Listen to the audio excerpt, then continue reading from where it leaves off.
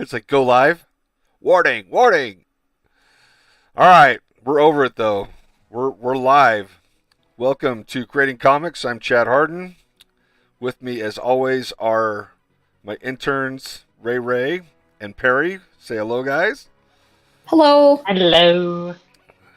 And we are working on page 3 of Deathwatch today. I'm doing roughs, and then we'll tighten as we go. So here's where I'm at. This is where we left off. I have my reference page open for where we left off. So we have the awakening young vampire stalking close to their former family. And then at this point, we don't know if they're going to attack or not. And then right here, obviously, things are going bad really quick. So next page, we have some priestly intervention. Old man monk is winding up for the pitch with his trusty crucifix staff, about to His open a stick can. of God. Yeah, the stick of God. About to open up on our vampire. And I drew this last night at about 4 in the morning. And I'm hating it. I'm absolutely. Well, it was 4 in the morning. You were probably sleep deprived. I'm not surprised you'd hate it. Yeah. It was wonderful at 4 in the morning. And right now it's like hot raccoon garbage. Like not even raccoons would touch this. This is not even trash pandas would pick this up and take this home. I don't know. Is it just the face? What if I started over on the face? It might just be the face. I sort of Yeah, like. because that's a pretty effective God stick he's got going there. Yeah, So yeah. I think it might just be the. the priest's eyes are too close together. I think I've nailed it down with the priest. Like my problems with the priest, but what the heck? I'm on the wrong layer. I think with the face, the eyeball kind of looks like it's popping out of her head, and her mouth might not be stretched open enough. Okay. Yeah, the mouth is Because definitely. it kind of looks like she has like a Yeah. beak. Okay. Yeah, we don't want a beak. It's not what we're going for. But let's just size it up a little and see if that. I think that fixes a lot of my issues with it. It almost looked like there's too much helmet hair going on there. Mm. And then, yeah, this lip. Okay, so let's liquefy here. And let's see if we can't just push this back in. Oh! Nope. Reset.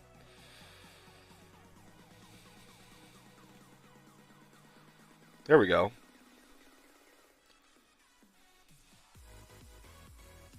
What do you think now? Maybe a little less helmet hair. Let's just flatten out the hairdo. Which is also sort of a tangent with the priest. I didn't really notice that till.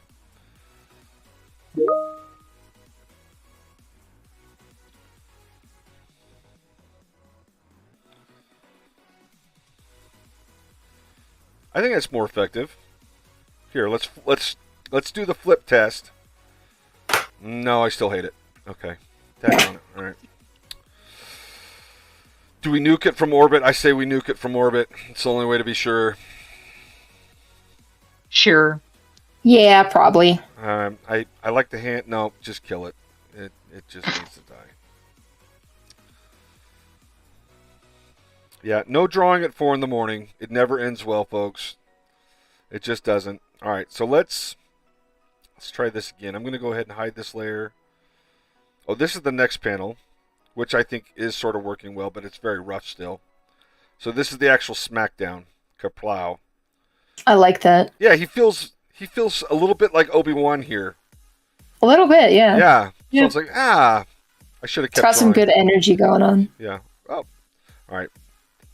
Let's fix panel 1 before we get on to panel 2. Okay, so I'm just going to... Okay, so I have the vampire turning. Let's see if we can... I'm going to get my sketching brush out. Now, one of the new features I wanted to show. I don't know if you guys are familiar with this, but Procreate just added a recent brush menu, but you can also take your brushes that you use the most. Oops. and you can pin them to the top. Okay, so if it's starred, it's pinned to the top, which is an awesome feature that I really think that is awesome. Yeah. That way you can just switch between your most used. Yeah.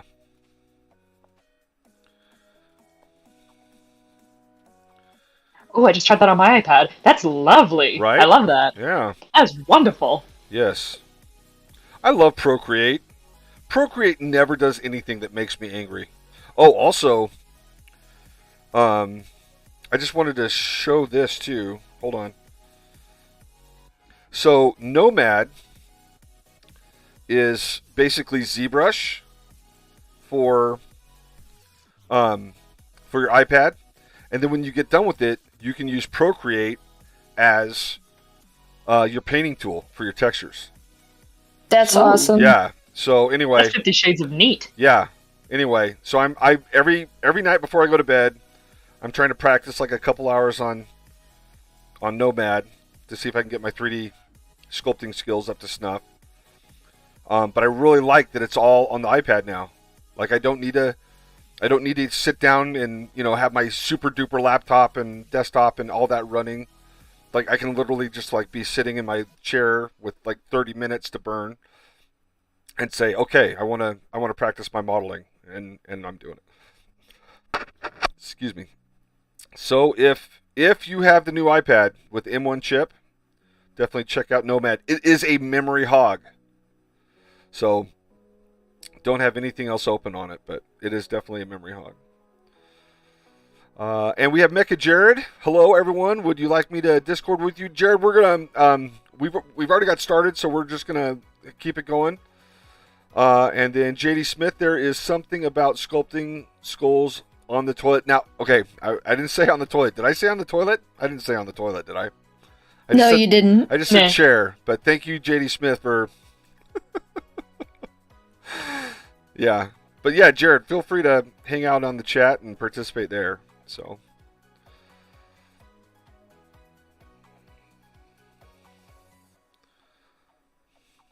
And I do have my tiny little drawing aids. Mr. Skeleton.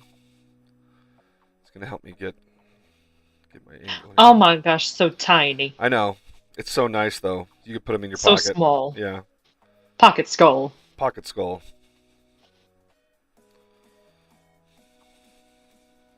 Yeah, forget like throwing confetti in people's faces. Just imagine having like a bunch of like really tiny skulls in your pocket. And it's like skull.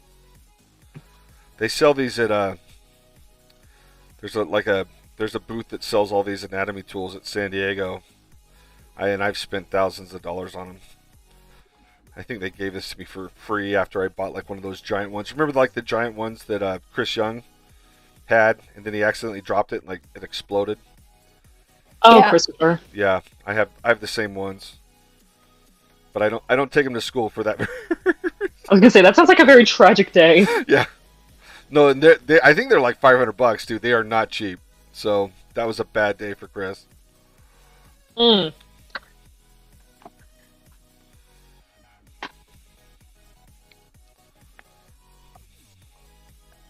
Okay, I'm just getting the rest of the gesture for a vampire.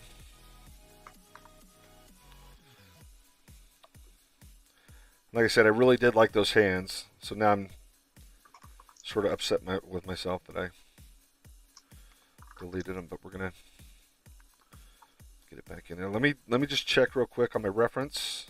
I love the reference window in Procreate. It's so smart. Here we go.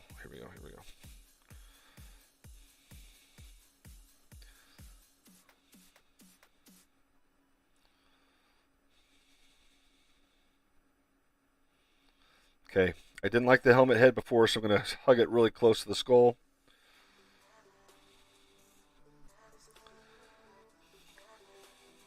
Thanks, sir. Jared's saying it's looking good in the chat. I think with all the excitement this week, I forgot to send out a reminder that we're streaming today. Oh yeah, the announcement. Yeah. Which is That's a no-no, right? I need to do that every time. Yeah, come on. I know. I'll add it to the list of a million things to do. Yeah, put it on a post-it note. You'll be good.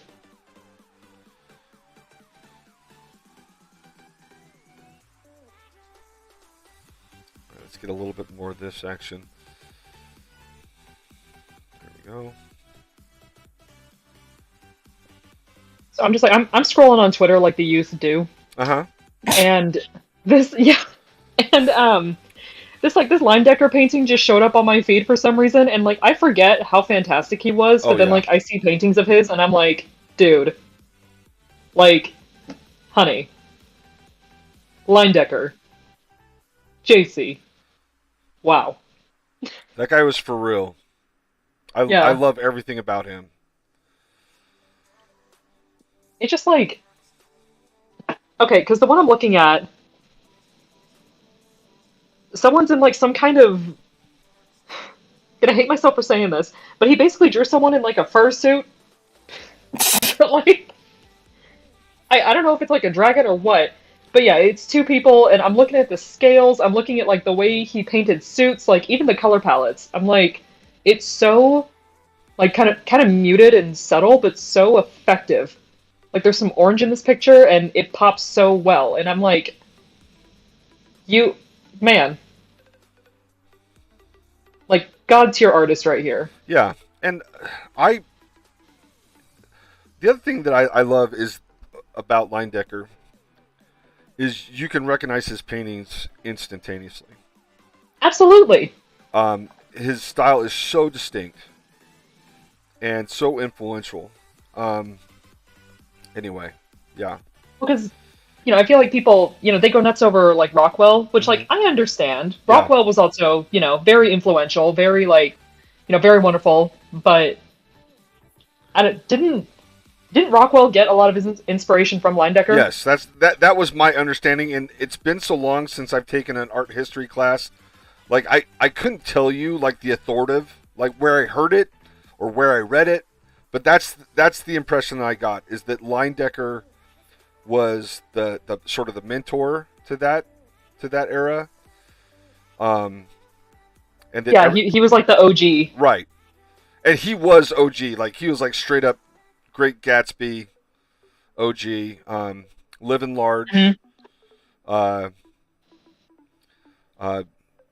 Yeah, anyway, serious OG.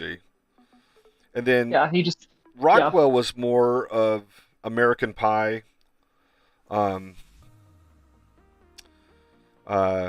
Definitely not as controversial or just Americana. Like, and matter of fact, I think they call it Rockwell. Pieces. Yeah, he did. He definitely did. And he hated the fact that he was like, artistically just, even to this day, people will frown upon Rockwell, which I don't think is fair, because I mean, obviously, technically, he has to be one of the greatest illustrators that's ever lived. But for sure. But yeah, you got to remember he was also doing hyper realism in the postmodern age. So anywho, yeah. Basically, when Warhol came in and poisoned the well, and Picasso's and Pollock's ruled the earth, Rockwell was just too Pollyanna for America's art scene. And he's always the artist I aspired to be growing up, and honestly, that's probably the reason why I never got into painting. Is because I was like, well, no one's ever going to be better than Rockwell, and I just and I didn't understand his techniques or how he was so good, and if I'd have known that, maybe that would have been different. But I just stuck to comics because I was like, well, I can draw a comic book. I'll never paint a painting like that, but I can draw a comic book. So yeah, like if I were to pick two artists that I would love to like try to implement a little bit more of into my work, it would probably be Linedecker and Mucha. See, Linedecker for sure. I feel like I already have a lot of Mucha influence just because I see it in the hair. Well, and it's funny. I think I got my influences from Struzen and Adam Hughes, people that Okay, yeah. were influenced. So I'm like post, like third generation Muka influence. So Well, because you probably grew up with like the Drew Struzan yeah, like posters and stuff like when they were fresh and they were new. yeah, for sure, yes. So And I that, can't that's understand to definitely this day understandable. why they still don't hire the man. Have you watched his video? Have you watched his YouTube video or not his Netflix video? Like his documentary, Yeah, or yeah. we watched it in. Do you remember what class that was, Ray Ray? I think it was advanced illustration, where we were watching. I'm pretty sure that's what it was. I think the rabbit ate Ray Ray's. Yeah, Ray Ray's muted. I'm not sure what's going on, but so I'm just gonna say confidently now, it was an advanced illustration where we were watching the Struzan documentary. I just think it's criminal that he can't get hired. I mean, do you know why that is? It because people were like kind of pulling back from having the illustrated posters? I don't think that's it at all. I think what happens, and I've seen this happen with myself. When I got into comics, all of my editors were very much older than me, very much been around the block, and now I am almost double the age of all my editors. And not that they don't call me still and don't treat me well, but they favor the artists that will do it for a fraction of what I'm willing to do it for. Yeah, that makes sense. Okay. Yeah. Oh, you're back. Sorry, yeah, I was at the bathroom. We literally said right before we did. I know. I didn't have to go then. I'm like a 5-year-old kid on a road trip. It's about to be the kid on the road trip where it's like I just said he used the bathroom before we got on the road. I didn't have to go then. So then you end up at a 7-Eleven in the middle of Nevada.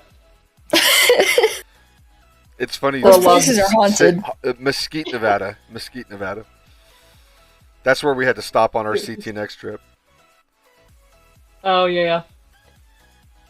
We need to do another CTNX trip. Or Lightbox, right? Lightbox is the new hotness now? CTNX I think so. is like the old hat? Like, I've heard Lightbox, because I didn't go on the CTNX trip. What? So, Raina, I was not there. Raina, did you go? I did not.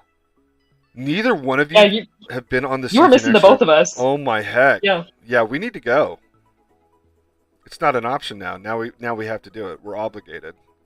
You guys are gonna graduate before there's another one. Yeah.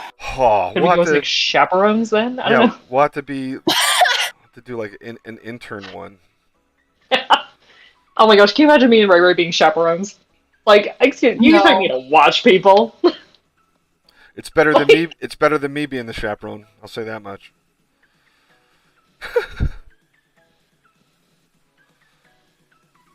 I'm like, yeah, do whatever you want. No, see that's kind of how I would be. I'd be like, look, as long as you don't hurt someone or get us kicked out, then like do whatever. I don't care. So I think we pretty much stayed in like South Central LA for the last one, which is a lively neighborhood. Lively. Like in a good way or a bad way? Let's just say we could have had our pick of street prostitutes. Can we? Oh boy. Wow. Wow. And for a car full of like mostly like good Mormon kids, I was laughing. Like I was like, holy cow! And I grew up in Vegas, so like I'm used to it. And I was still like, whoa, here we go. I mean, just anyway, yeah, it was pretty fun. It was pretty fun. We had a good time. Oh my gosh, if I were in that environment, here's the thing. Every bone in my body would be like, this is your moment to be a pimp.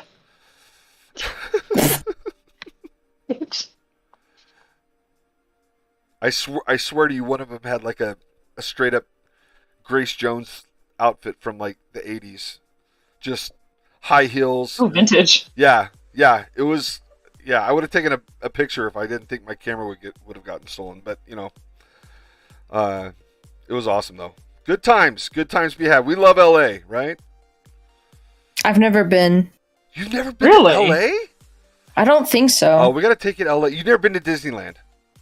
No, I haven't. OMG. My best friend has been to Disneyland a lot. And so she told me in high school that someday we're going to go on a Disney trip together and she's going to pay for me to go just because I've never been. And we're actually planning that trip for, I think, this year, over the summer or something. Well, yeah. You should go. You should go.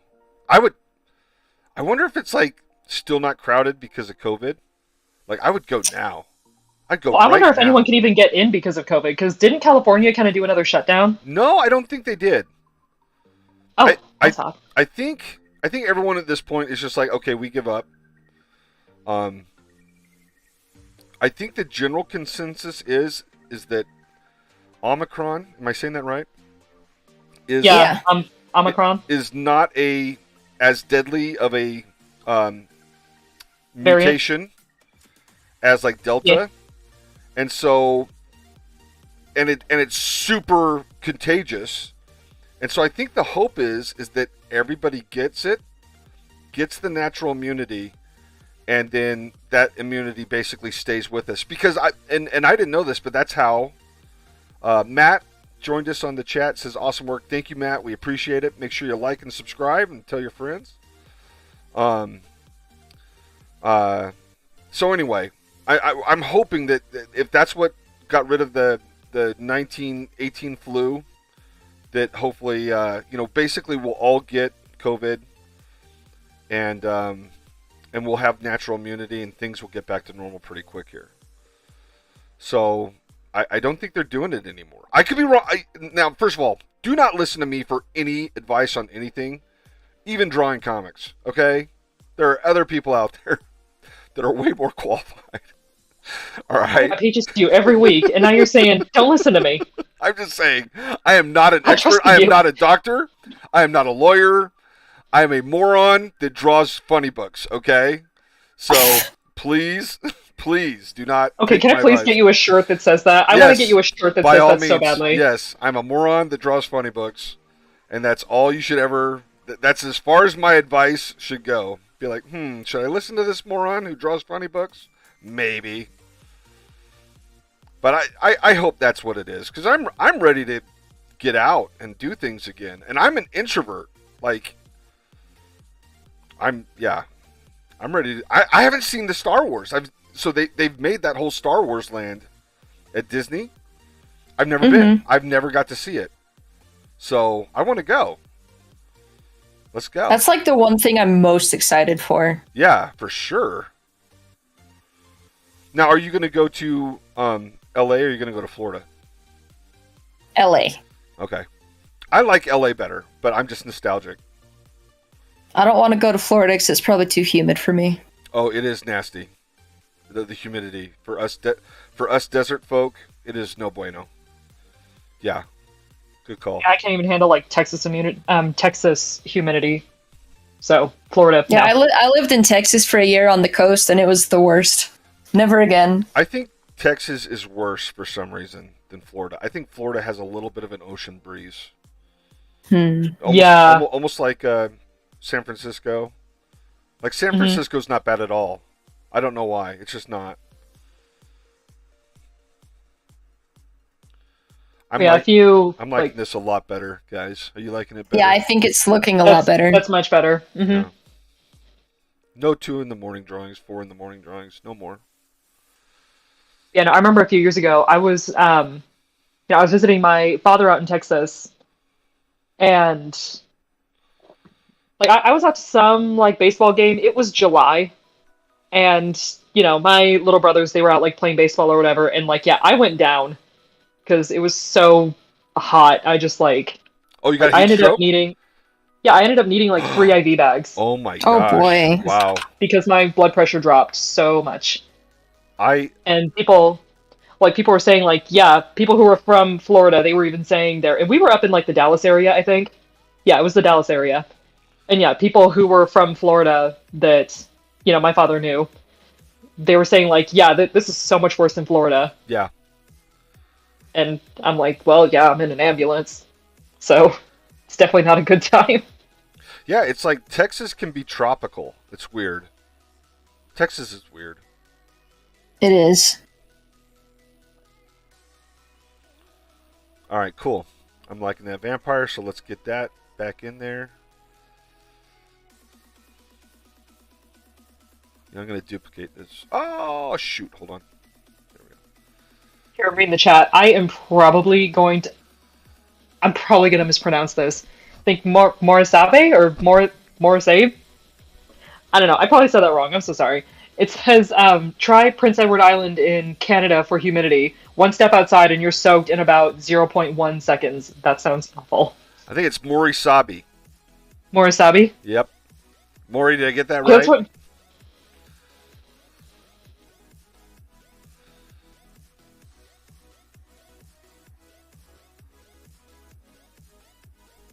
And then JD Smith DigiArtist says, the one sounds like she's from Canada. I'm not sure who's Canadian. Take off, eh? No way. Beauty!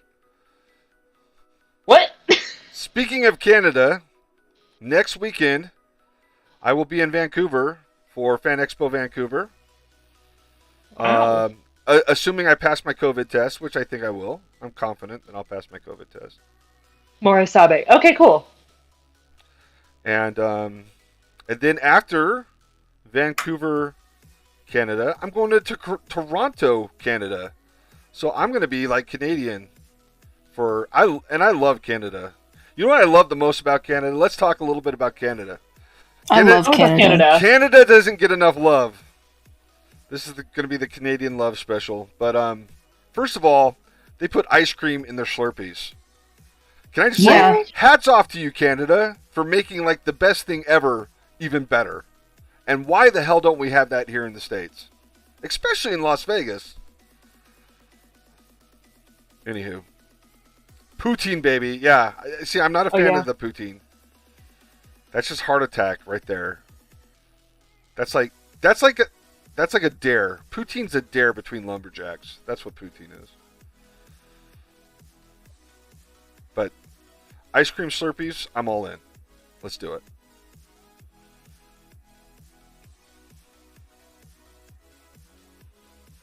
Yeah, one of these days. I would love to visit Quebec. I think that could be very fun. I wonder if they are as polite in Quebec as they are in every place else. Canadians are nice to a fault. Canadians make Mormons look rude. That's how nice Canadians are. Canada is really beautiful too. It is.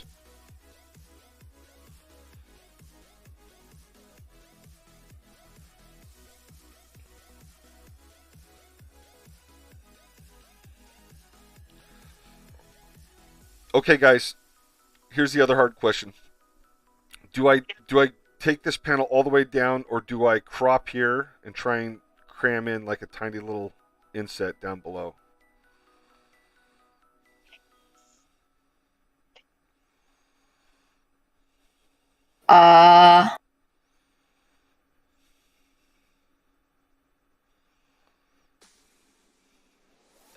Repeat the question. I was gonna say I wasn't listening. What's the question?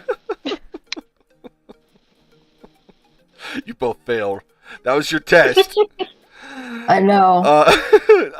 So I was trying to think. Should I try and basically this is taking up half of a page. Right. Should I try and just like crop it like right there, and then fit panels below, or do you think I should just have that be almost like a half splash? I like the half splash. I kind of like the drama. Yeah, I like the drama of the full page. Nope. Let's undo that. I'll say I'm more savvy. The whole reason why I want to go to Quebec is because I speak French. So I would just Very well. I know that Merci beaucoup. I know that Canadian French is different from French, but I still think it could be, interesting experience. I wonder if the French think of Canadian French like American French, the way that British people think of American English as English. I'll be honest, I think they kind of do. They're like, Like, that is not real French, and then they spit on the ground. well, because here's the thing. You know, in all my 10 years of French, one thing that was, really kind of drilled into me was that, French people are very proud of their language. And there's the whole, French Royal Academy that goes over the language to make sure that, it sounds sophisticated and elegant and pretty. And let's see. Morisabi says, a stereotype of the French is seeing Quebec. I have never seen that in English before. I've only ever seen it in French. Quebecers as speaking gutter French. Wow. Gutter French. That sounds exciting. I would think that... I don't know. Maybe I shouldn't comment. But I would think that that would be reserved for, like, Louisiana. The Creole. I was gonna say, that's kind of like a whole different vein. But it's sort of the same, I think. right? I mean... Yeah, it's like French-inspired, but it's not really like... Like, I would say that Quebec French is closer to French than Creole is. Creole just kind of feels like it's its own thing. Well, Creole... Is it Creole just sort of, sort of the accent? Like the local... I don't know anything about it. I should just shut up. No, it's like a whole language in of itself. Because someone who went on... Like, I knew someone back in the day who went on a mission, and yeah, the native language was Creole. So they tried speaking Creole to me, and I could not understand. I understood like maybe one or two words because it, sounded French. But as far as like, what they were saying as a whole, I had no idea. Well, when I went to Britain, we had a cab driver from, I think, is it Cockney? And I swear like the Cockney accent? Yeah, and I could not understand a word the guy said. I was like, what? Like, well, because they do the, oh my, what is that called? It's like the, oh my gosh, it's where you have like two consonants together and like, I have to look this up. It's like the glottal stop or something. I cannot remember what that is, but I know it's part of the Cockney accent. I swear to you, I just said I don't understand. And what's funny is after being in London for a couple of weeks, you do start to understand it until you speak to someone from Glasgow, from Scotland. Holy crap! I felt so bad because these are fans of like my artwork, and I'm going over there to, like, sign books and draw pictures for them and things like that. And I swear to you, like I had this gentleman come up from Scotland, and for the life of me, I could not understand what he was trying to tell me. And he was speaking English, but and neither did anybody else. And like, I thought maybe like the other people from the UK could understand him. They couldn't understand him either. So it wasn't just me. I mean, but it was crazy. Like, it was literally just, I know it was English, but it wasn't English. So yeah, I looked it up, and yeah, it's called the glottal stop. And it's basically like where you have two consonants together, and it kind of almost does like I don't know how to describe it, so I'm just going to do it. The example it's giving me is, Scottish. There's the two T's in Scottish. But if you were to say it with the Cockney accent, it'd be Scottish. Right. So there's kind of like this break. Yeah. And I think another thing, because when I did theater, we did a whole like dialects unit, and Cockney and British accents were part of it. And I believe another thing that happens is that when you have like a TH, instead of making like the sound, you make like a V sound. So instead of brother, it would be brother. Brother. Mm-hmm. Yeah. Hello, governor.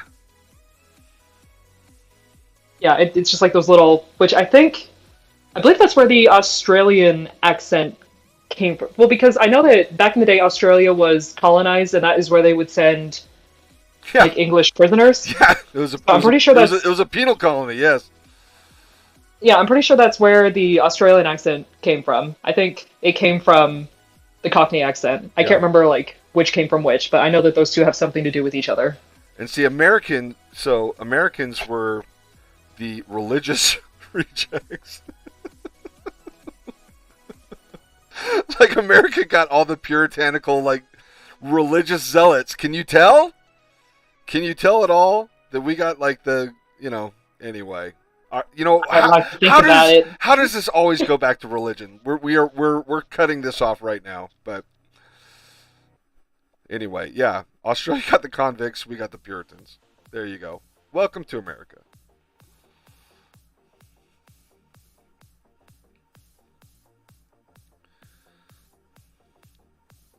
As I draw a priest smacking down our vampire. With a god stick. Okay. I almost feel like that needs to zoom in closer. The absolute smack. Yeah. Let's see if I can. I mean, you could always draw it. You can always draw it first, and then if you want to zoom in afterwards, like see how it fits in the frame, and then you can always enlarge it to see if it looks better if you were to zoom in. Yeah, I'm just trying to. I don't want to cut off like his hands, and I know that I'm going to have a gutter here that's slightly wider, so I can't get too close. So I'm going to leave it, and then maybe I'll do something like motion lines coming in. Motion lines always help things look more dramatic, right? Yeah. Oh, for sure. When in doubt, add more motion lines. That's right. Beauty! We wish Todd was here to give us Canadian tips, eh? Beauty! Beauty going!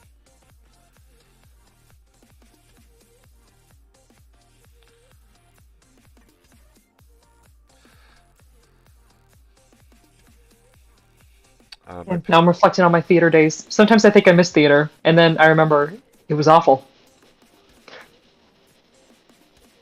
Oh, Mecha Jared says that he can translate Scottish for us. All right, Jared, I will pack you in my suitcase next time I go to UK. And you can act as my official Scottish translator.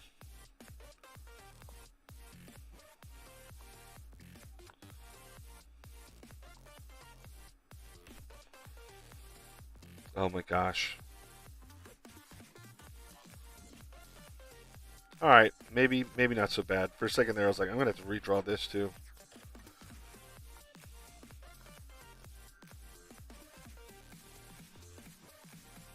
I think that's the true test. I mean, if you're a comics person, it doesn't matter what you draw. Try and give yourself like a day, like a break, like maybe a 4-hour break or a 6-hour break.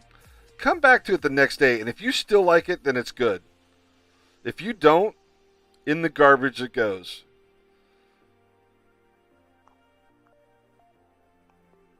Have you guys? That's some good advice. Yeah. Have you done anything like that where it's like you worked on something, you're proud of it, you're like, oh man, I'm doing good, and then you come back. Oh, like, absolutely. What is this? All the time. Okay, yeah. It's hard when you're on a deadline. It's hard. Because at that point, I almost feel like you can't afford to be too picky. Right. You're like, Yeah. Yeah. So it's always best to get the book done and then come back. But just have like okay, if I have an extra 5 minutes. But that could be really hard. Like if you're working for DC and you're sending stuff at the end of the day, I guarantee you that editor's going to have it to the colorist, before. Yeah. So, maybe that's a luxury that only indie comic people can enjoy, because I don't think I ever got that opportunity working for Marvel or DC. Because once you send it, it's sent, and they're going to use it the way it is. So, and I've just gotten too used to working on like Temerity and my own projects where I can just noodle indefinitely, which is not good either. You really have to produce. So. Yeah, I remember when I first took your comic class. Geez, was it really only a year ago? One of the things you said that comic artists have to keep in mind is finished, not perfect. Because if you try to be perfect, you're never going to get your pages done in time. Yeah, you gotta. Yeah, you gotta hit your deadline. You try to make it look as good as you can, but if it comes down to making it look good and hitting your deadline's way more important. And don't get me wrong, if you want to continue to have work, you need to be able to do both. Mm-hmm. But yeah, and I don't know if that's changed, but during the the preview era where, you know, DC and Marvel had to solicit the previews in advance. That was definitely the case. So I don't know if that's the same case now that they both have their own distributors. I really don't know. But I guess I'll find out because I'm doing a Harley book. I don't know if I told you guys that. Did I say You that? did. Okay. So I got the Harley 30th anniversary. But these pages are due first. Our solicits for this have to be done by February 15th. So, all right, I think that's enough of a Priestley smackdown. I think we can move on to the next panel. I think that's looking good. Now, just so people know, so this is sort of how I planned on making this panel go. So he uses his holy staff to smack down Clonk. to clonk the vampiress or vampire or the vampires, whatever, you know. And Words. it doesn't really. Yeah, I know, right? I can't talk and draw at the same time. So it doesn't really do anything. But the next panel, well, I guess I should just draw it. She's going to lunge, and she gets the receiving end of the sharp, pointy end of the broken staff. And this is where the birth of the crucifix as a deterrent for vampires is born. Ooh. Yeah. Sprinkle some nice little lore in there. That's awesome. Right? Yeah. Mm. Okay, so now, all right, so there's the rest of my panel breakdown. I'm going to go ahead and just, I should merge. Merge visible is not an option, so I'm just going to merge down. Okay, we got one more layer in here. You know what? I want to fix this too. His eyes are too close. Oh, Chad. It's never done. It's never going to be done. What was it that George Lucas said? No artwork is ever finished. It's only abandoned. There we go. That's depressing. I know. It is. But it's true. George Lucas, the man that took his $4 billion and gave it to the California education system. Rich people do go to heaven, folks.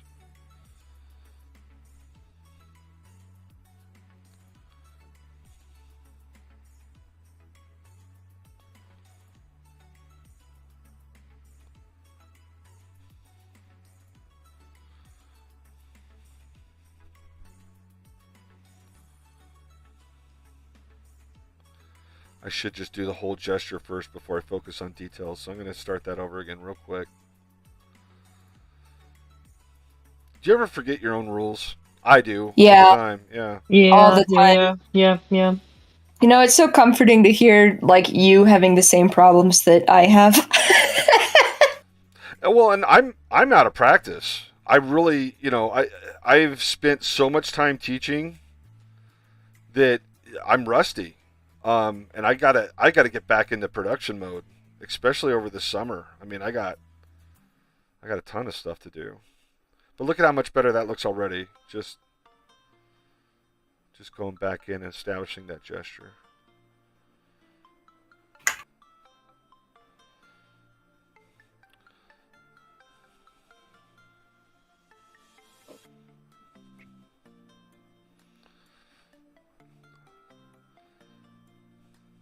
So, do either of you two play Warhammer? No. Do not, no. I play Animal Crossing. You play Animal Crossing? Mood. Well, Yeah. Warhammer's not even on the computer. It's a tabletop game. Oh. It's okay, I thought it was a video game. It's D&D with miniatures. But you can have regular D&D with miniatures. Well, but you're playing an entire army. You're not playing. Yeah, I actually don't like that. I play D&D to play a character, not an army. Yeah, so but I think I have heard of it now that you mention that. So, well, Henry Cavill. It's funny. They have this talk show host in Britain, and Henry Cavill revealed that he plays, and so now all of a sudden, like, Warhammer nerds feel like they can come out. It's like, we have a king and a leader, and it is Henry Cavill. Superman and The Witcher, and he plays Warhammer. I mean, come on. The guy's too good to be true, right? But anyway, I'm excited because I've been playing this army called the Eldar.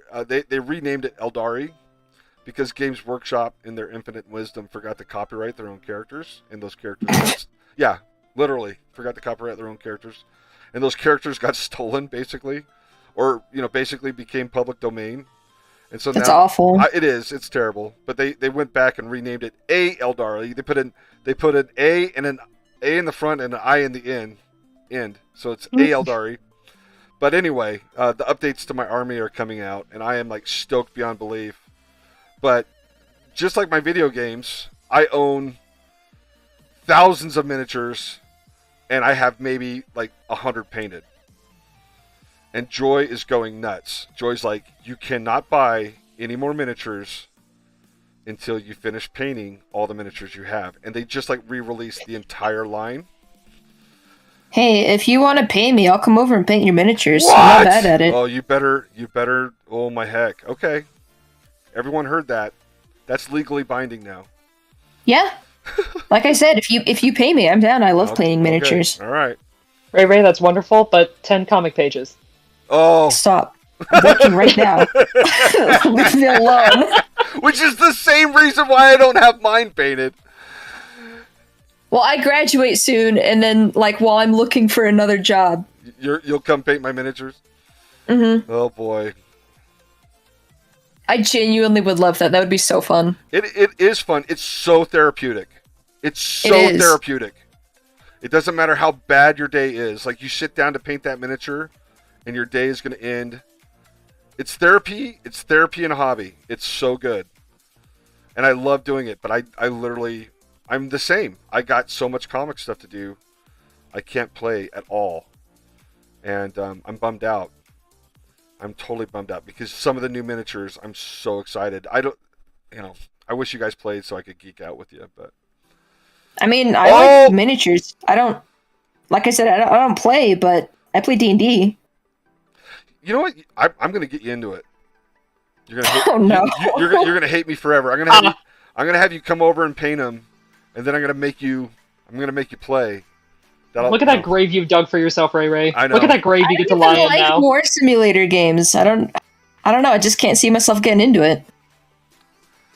I don't know. Okay. As someone who's played just about every game, I love Warhammer way more than D&D. Way more. But I like D&D because it has a personal aspect to it. You get a good DM. You get a cool character. Yeah. You can't role play with an entire army. Yes. I mean, unless they're like a hive mind or something. Wasn't that basically the Iliad? I don't know why, but that feels like the Iliad to me.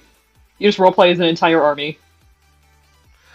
I don't know. It just depends. Like, I mostly play with like the same group of friends I grew up with. So it's also like an excuse for all of us to get together. To hang out. Yeah. So maybe that's it too. Maybe I like it more just for that. And then you also got to remember, I grew up in the whole satanic scare era. Yeah. And so Satanic. So D&D was contraband and Warhammer was 100% okay, which is just insane because the lore behind Warhammer is worse than anything that I ever read in D&D. But my mom, but because the church didn't, condemn Warhammer, it was okay. And I'm pretty sure at the time, Murasabi's calling out my army. He calls them the Elven... I can't say it. I can't say that word. You're a bad man, Murasabi. I'm going to take it out on you, and next time I see you, I'm going to smack you with this elbow. Anyway, wow. I know. Threatening violence. Maury's luring up right now. Maury, what army do you play? He's got to be Imperial. Sounds like a xenophobe to me. But yeah, so Warhammer, the lore. So the Emperor of Mankind. He basically he's sustained by the souls of 1,000 psychics a day. They sacrifice 1,000 psychics to keep the Emperor alive. Are you finding that many psychics a day? Let's see. Oh, are you Slanesh? Let's see. Hold on. And look at you now, Chad. Drawing priest. I know, right? Okay, so Mechajer said he's a vampire the Masquerade person himself. That's going back. That's some serious 90s role-playing right there. Created by the... That's true. But you misspelled Aeldari, buddy. And you're a writer. That's unforgivable, buddy. Right there. Wow. Give me your writing card. I'm going to snip a corner off. See, and look at you now, Chad, drawing priest smashing the skulls. I know. But look, this vampire had it coming. I don't know if I like the hand. I like the pose. I like the feet. I like the hand. Do you like the hand? Yeah. It's got a lot of energy in it. All right. Energetic hand. I think the head definitely has to be bigger. Head's too small.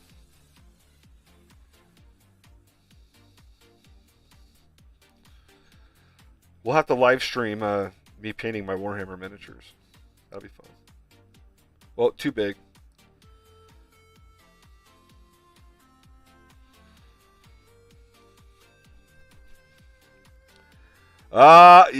That's what I thought. Look at this. Look at this. He plays the most vanilla of Space Marine armies that you can play. They're not even interesting. Like, not even the other Space Marines like the Ultramarines. Because they're boring. They're boring. This niche roast is amazing. I mean, come on, play Space Wolves. Play Blood Angels. Play Black Templars. Play, anybody. But Ultramarines, come on. Come on. Play Crimson Fists. Oh, Mechanicus. Okay, all right. Yeah, bring your Mechanicus. Bring your Machine God. Mechanicus. I have no idea what's happening, but I love the energy. Yeah, that's the thing. Like, you're having a great time. I don't understand it, but, like, you live your best life. Yeah. Oh, it's so funny. It's so funny. But yeah, this is what we do as adults. This is what we do. We get together and we talk smack like this, and then we roll dice to see who lives and dies, and it's wonderful. You should see me play. I pray to the dice god. I have this dice tower, and I say a little prayer every time I roll the dice, and it doesn't work because I'm notorious for rolling ones. And in Warhammer, you want to roll a 6. Like, one's like an automatic fail. A 6 is almost an automatic success. And I am the king of rolling ones. I'm the worst. I'm the worst at this hobby. I really am. But my miniatures look good. When I paint them, they look good. Oh, Morisabe has to dip. Oh, all right, buddy. Hey, thanks for stopping by. It was good talking to you. Go paint up some Ultra Smurfs, and I'll give you a call when we play next time. A phrase I didn't think I would ever hear in my lifetime. What's Go that? paint up Ultra some Ultra Smurfs. Smurfs. Yes. Heard many things in this lifetime. You know what? I owe Maury a drawing. He asked me for a drawing like a year ago. I give all my On Ultra Smurf. I know. No, he asked for something else. It was definitely manga. It's funny that we're having this Warhammer conversation because I had no clue. Like, Maury and I have been friends forever, and I had no clue that he played Warhammer. We were always friends that talked about manga and anime and comics. So that's really interesting that we've been friends for 20 years now, and I had no idea that he played Warhammer. So, but no, Maury's been a huge fan. Maury knew me back in the Sapphire days, back when I worked in video game development. So you have like some ancient history. Yes. And Maury is actually, he's like the Clark Kent of St. George. He is the crime reporter for the St. George News. So That's kind of cool. it is cool, right? Yeah.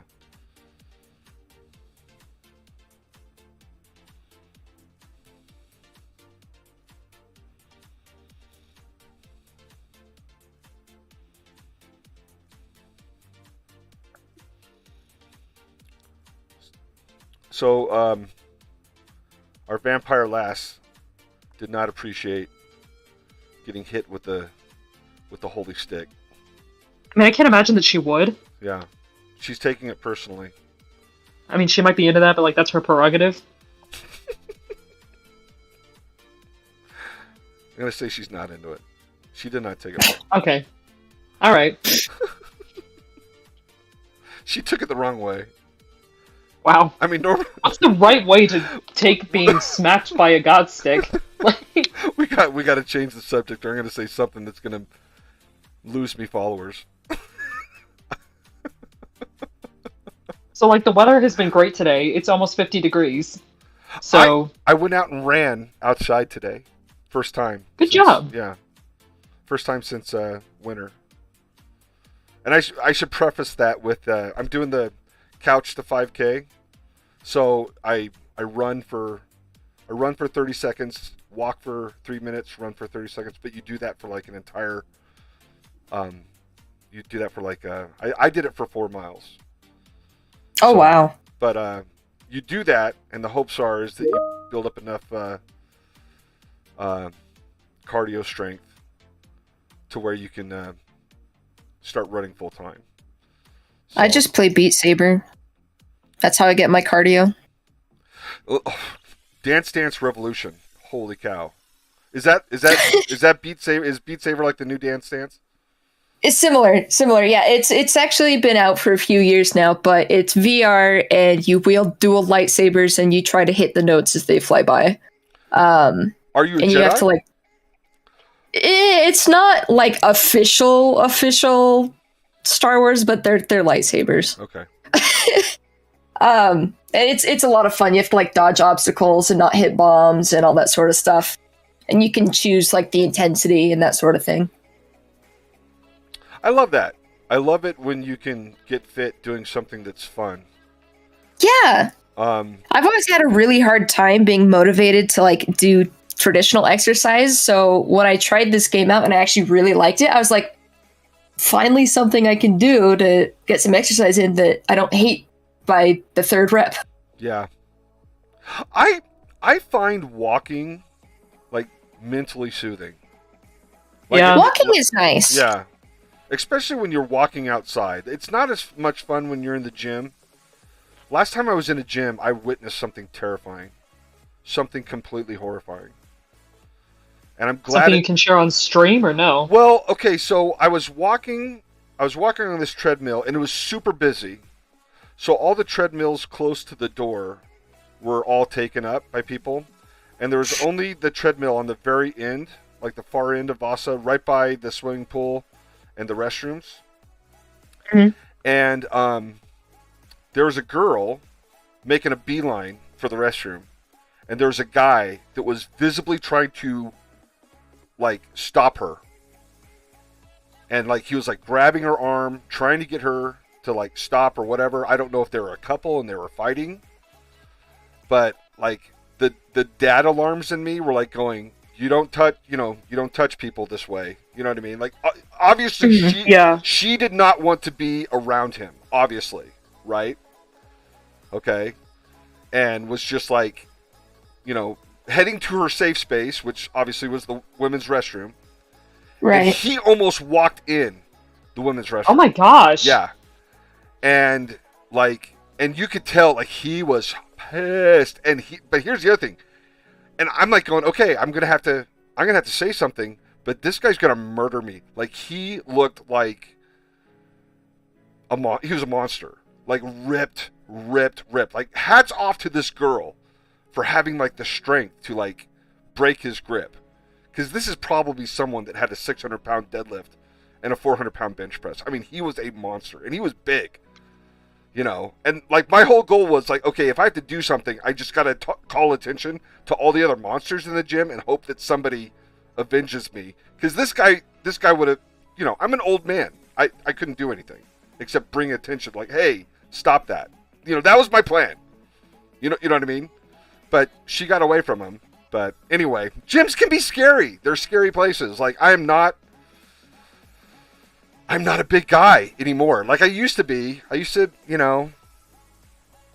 I used to have like good lifts and good strength, and I just don't have it anymore. I'm too old. I've sat behind the desk too long. But anyway, she got away from him though, and then I saw a whole bunch of Vasa female employees go in, so I assumed that inside, and then he booked it, like he left. Well, yeah, because you said that like they might have been a couple, but there's no guarantee that she even knew who he was. Yeah.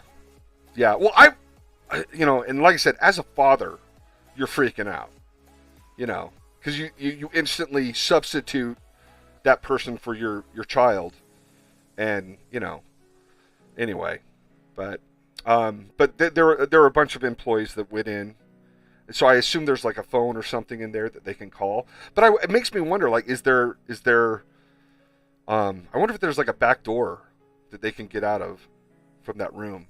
Like, is there another way to egress? You know what I mean? Anyway, It made me curious because like I was like, what would you do?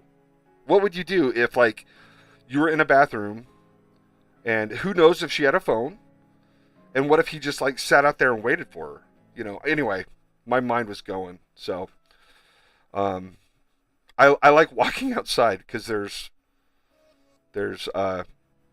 not that crazy people. Just people are crazy.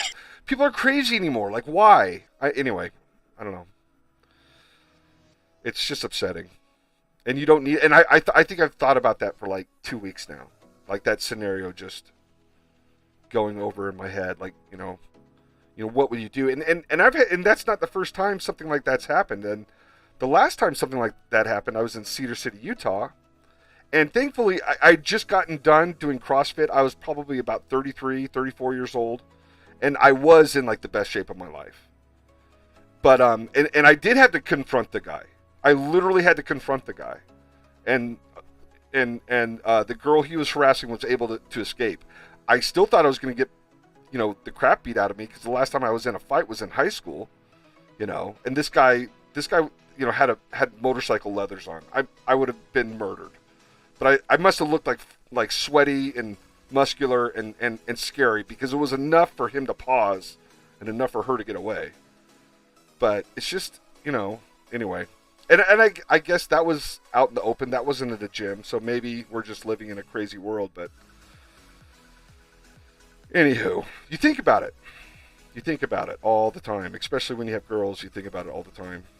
And then you try not to get crazy. Try not to be the crazy dad.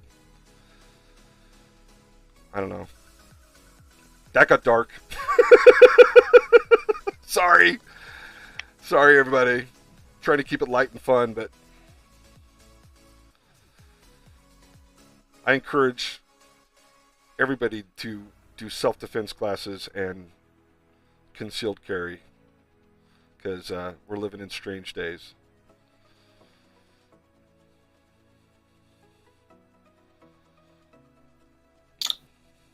When I eventually get a house, one of the very first things that my husband and I want to do is get dogs. I've never had a dog in my entire life. I've always wanted a dog, but my family's been allergic, and living in an apartment isn't really conducive to, healthy dog environment. Also expensive. Mm-hmm. So someday I'm going to get a dog. And I've been following this project for a while. I forget where it's located. I want to say Washington, but it could be someplace else, called the Direwolf Project, where this group of people have been, I think for the past 30 years or so, been trying to make a new dog breed that looks like a wolf, specifically as similar to a dire wolf as possible. Oh, wow. Without using a single drop of wolf blood. Wow. Not a single drop of actual wolf blood, which is amazing, because that would mean that these dogs, they're not illegal to live anywhere. They have the temperament of house dogs. They are being bred also for the temperament specifically meant for pets. So they're not working dogs. They're not going to have a lot of pent-up energy that you have to worry about, and that sort of thing. But I am really excited to someday get one of these dogs. I've been following the project since high school, and they very recently hit that goal. And the breed that they made is called the American Alsatian. Such beautiful dogs. and someday I'm gonna get one.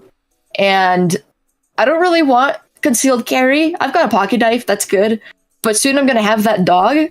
I will be walking down the streets, minding my own business. This dog that's about as big as I am will be right next to me. Big old wolf boy. And they look like wolves. Like, people don't know that they don't have wolf blood in them. They're not gonna mess with you with a dog. They're not gonna mess with me, and I'll have my big fluffy boy, and it'll be awesome. Yeah. I can't wait for that day. And I am not a gun person, but I still like when you become a parent, it changes your mentality. Because I had a neighbor who was a meth head in West Valley, and I'm like, this guy is cracked out on meth every day. And what am I gonna do? Like, and we called the cops on him before, and the cops didn't even arrive sometimes. They didn't even show up. Yikes. So, yeah. I mean, at what point do you anyway, we're neglecting our chat too. So we got chili chapters. Welcome, chili chapters. My feet are too big for DDR. Let's see. Walking is nice unless you are dead. Okay. I'll get a bat and bash his brains. You know what, Mecha Jared? That's cool too. Matter of fact, that's what Jimmy likes. Jimmy Palmiotti, he likes the baseball bat. Get an aluminum one, wrap it with some barbed wire, dip it in epoxy glue, and roll it in glass. There you go. Ultimate post-apocalyptic baseball bat right there for you. Maybe he was trying to stop her because she was trying to steal a 50-pound weight. No. No. Hide the old 50-pound plate under the skirt stick. No. I trust me. Not what was happening. But I love to walk around my neighborhood with my dog Charlie. You know what? I wish I could walk with Boo. But let's talk about dogs. She's a little too nervous to go out in public, right? My gosh, I can't tell you how many times I've thought about just creating a TikTok channel for Boo. Because I would watch it every day. You should. It's so entertaining. She's afraid of absolutely everything, and it's comical. It could just be like, what is Boo afraid of today? And I'll give you an example. Last night, Tacey and I were working downstairs in my studio, and she accidentally knocked over a Ben & Jerry's thing of ice cream with her tail, and she jumped from the ground up into like Tacey's lap on the couch, and then she knocked over something else with her tail because she's wagging her tail, and she just bolts out of the room. That's what it's like having Boo as a dog. So, but Boo is fiercely protective. Matter of fact, I have a giant infected like scratch on my leg from. I'll tease her. I'll tease Boo. Like, I'll go grab Tacey and I'll be like, just to get her to react. And the last time she did, she like took a chunk out of my leg, and now it's infected. So no more games like that with Boo. But dogs are good. And let me tell you something. Nothing will ever get close to your house without you knowing if you have a dog. Like, true. Yeah. It's just not going to happen. They're too noisy. So I get asked this all the time. Chad, can I break this panel? And what's my answer, guys? If it looks cool. Okay. Yes. both of those answers were correct. So Perry said no, which is true. Most of the time I say no, you can't break the panel. But this is an instance where I think it works. It does work. It works really well. And it doesn't break the flow of the panels. Matter of fact, it sort of helps the flow of the panel. And so we're going to keep that in. But I'm only going to have it break at the top, and then I think I'm just going to erase the legs down below. Because even though I like the dynamic and makes her look like she's flying, why I'm on the wrong layer. Let's get. I'm going to catalog this as next time you tell me, hey, Perry, don't do that on your page, I'm going to be like, does it look cool? I think my students are finally wearing me down. Ray, have you watched? Did you watch the last Teams meeting? Where I meant to, and then I did not. I was just like, I'm sorry. I was just like, do whatever. I can't fight it anymore. It's just it's too much manga anymore, so it's like I can't fight it. It's webtoons. I'm telling you, it's online comics. Yeah. They're breaking the Yeah. game. Yeah. Yeah. They're changing it, and I'm excited to see it. I don't know. Well, and Chad, I gotta send you the page I'm working on right now because I showed Ray where I did the mirror. You remember that? oh Yes. Yeah, I'm gonna have to send you the comic page I'm working on because like I'm doing a thing where you might look at it and be like, Perry, why? And I'm gonna be like, Chadwick, it looks cool. yeah, there is no Wick in my name whatsoever. But that's Yeah, funny. I know. Now, hang on, I got a question for you. Why is Mom Jennifer and Dad Dad? So, here's the thing. So Dad is actually Daniel, but he doesn't know I refer to him as Daniel. And Daniel's not even his name. Okay. And Mother is Jennifer because we've basically reached a point to where I don't feel like a child anymore. I'm basically like, the roles are an reversed. off-season parent. Yeah, like we basically switched roles. So, yeah, I've been calling her Jennifer since like 2014. Okay. And then, yeah, father is Daniel. He just doesn't know. Okay. Because, So. well, I'm just used to, like, if you actually called Jennifer Mom, I'd be shocked. Right? I very rarely call her mom. I'll call her mother sometimes, like to my brother. Right. But I've never heard you refer to, anyway. So, but you Yeah. when you called your dad, I was like, wait a second. What's going on? So that's because I'm traumatized and I fear him. Okay. So that's too bad. Ugh. yeah, so I don't call him like Daniel to his face, but whenever I refer to him like, to my friends and whatnot, I refer to him as Daniel. Okay. And like I said, that's not even his name. That's like an extension of what his name could be. Because like his actual name is Danny, but you don't get the same effect from calling someone Danny. Right. So I call him Daniel. But his name on his birth certificate is Danny? Yeah. Oh wow. Huh. Mm-hmm. Yeah, I'm never gonna win Father of the Year, but I don't think I don't know. I hope my kids don't. I have to ask them. I don't get The called chapter Chad. said Chadwick Bardinsky. I like that. I'm gonna steal that. Chadwick Bardinsky. I called my friend Bobski, and he was like, he goes, I'm Polish. It's Bobanovich, and I thought that was clever. Shout out to Bob Ennis in Cedar City. Warlock Bob. That's a cool name. Yeah, he's an actual warlock who does chanting. He's one of the most interesting people ever. Oops, I did not like that eyelid. Ow! It's like I didn't like the eyelid, so I'm gonna get rid of half the face. Just destroy everything. Yeah.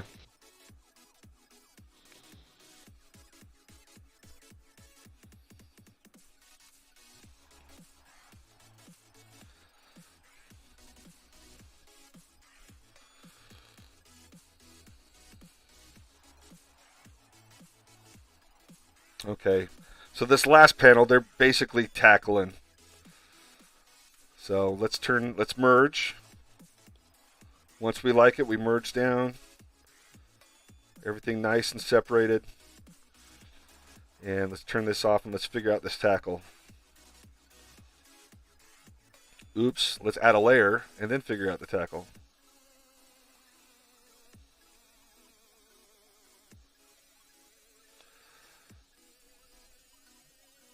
So, Raina, or Ray, Yes. Sketchfab, I think that's what it's called. Are you aware of this? No. It is 3D assets for Clip Studio on the interwebs, and you don't even have to have Clip Studio for it. Ooh. And you can basically rotate the models and move the models, and they're right. I think I want to. Let me just check and see if it's actually called Sketchfab real quick. Because I know Clip Studio Assets has 3D models that you can just download, Right. and it puts them right in the program for you. I found this while. So with Harley. I don't know how much I can talk. I'm under NDAs, but I'm drawing certain rich people's homes. Hint, hint. And Sketchfab had that person's home in their library. It was very, very helpful. I want to say it was. Let me just try again real quick. Let me see. I'll just do the exact same search I did.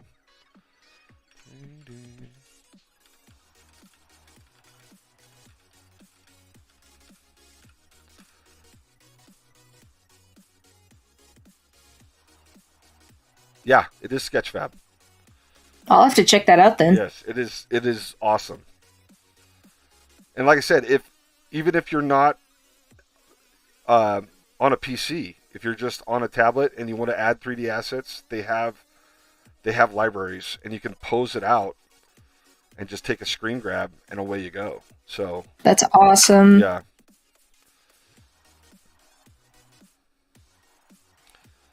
But I got to get into Clip Studio. I got to. I met with Raina. I'm sorry. I met with Jaden. Do you know what I'm talking about? Yes. So right now I have 4 BFA students. Actually 5. I have you. Well, no, because I think Stephanie graduated, or should have graduated. So I have you, Perry, Jaden,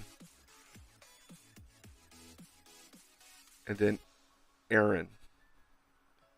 Assuming that Stephanie's graduated. And anyway, Jaden was showing me all the cool stuff with Clip Studio. And every time I look at it, I know I got to do it. But here I am in Procreate, being the Procreate guy. Do you sketch out in Procreate and then bring it into Clip Studio? What's your pipeline, Ray? I do everything in Clip Studio. Everything. Because I don't even have an iPad, so I couldn't use Procreate even if I wanted to. Oh, okay. And so I do all of it. I've got a program that I use called PureRef, where I throw all my references onto. And that's, I could talk praises about PureRef all day. And so I throw all my references on there, and then I sketch it out, and I'll after I have like a loose thumbnail sketch on a page, I will throw down my panels, and then I'll move on to like an actual sketch. And then once I've got that kind of polished to a point that I like, I'll do line art, and then I do flats, and then I do shading. Okay. And then every page you get done, you're laying it out like you would in InDesign, also in Clip Studio. Yep. Yeah. Yep, it's all encapsulated into just one program.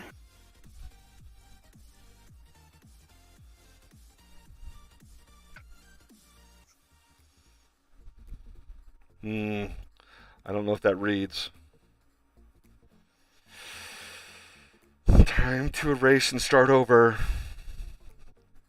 You have been tried and found unwanting. You guys familiar with that biblical verse? No. Weighed in, in the Bible, if you're weighed in the balances and found wanting, it means that you basically failed your tribunal before God. Oh. And then you're sent to hell or eternal damnation. So that drawing I've never read the Bible. Wiped from existence. I'm highly trained in the arts of religion. So here we are back on religion. I know. Why? The art did not pass the vibe check, I guess.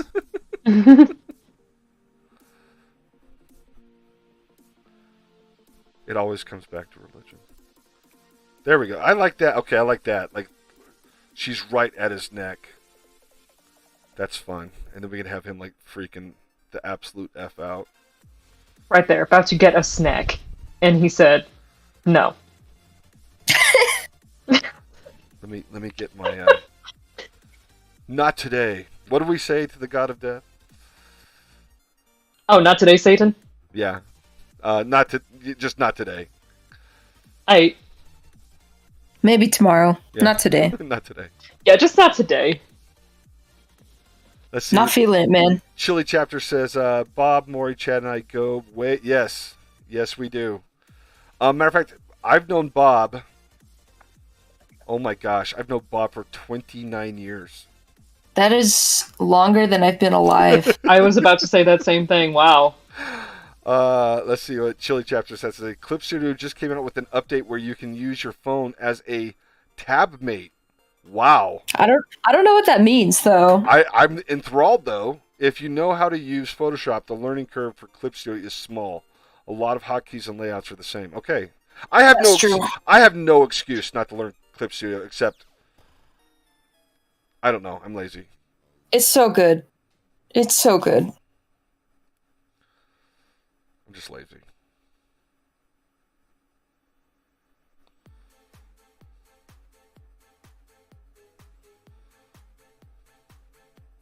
So I'm listening to Pretzel, and that last sound effects was from a Nintendo game. I wonder if we're gonna get muted by Facebook again. By the Meta. Dear Facebook, if you don't want to lose another $250 billion, stop editing. True though. Stop being dorks. I was so mad.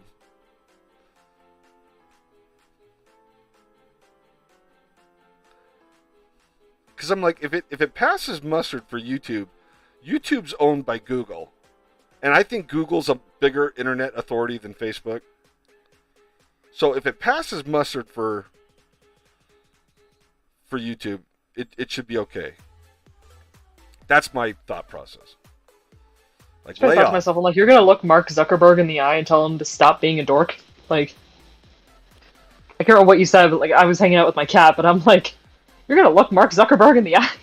You know, at what point are we gonna start to fear the fact that, like, you know, like right now we're joking, talking about Mark Zuckerberg, but we are easily within the realm where Facebook's surveillance could just flag this conversation in AI and just make this entire video disappear off all their platforms. Yeah. So, welcome to the future. It gives me Orwellian vibes, and I don't like it. Yeah, we need like a digital hero. And I don't know if Apple used to be it. Remember Apple did the whole stand up to 1984 commercial, and you know, like the hot young athletic girl with the sledgehammer chucked it at the screen. Do you guys have you ever even watched that video? I don't think so. This is voted the most influencer commercial of all time. Really? Yes. It was a Super Bowl ad by Apple where Apple was introducing, I believe, the Macintosh computer, the original Macintosh computer. And they had like, it was a scene from George Orwell's 1984 book where Big Brother's basically, you know, just doing his whole Big Brother spiel in front of the, you know, the whole Stalin in front of the, you know, party vibe.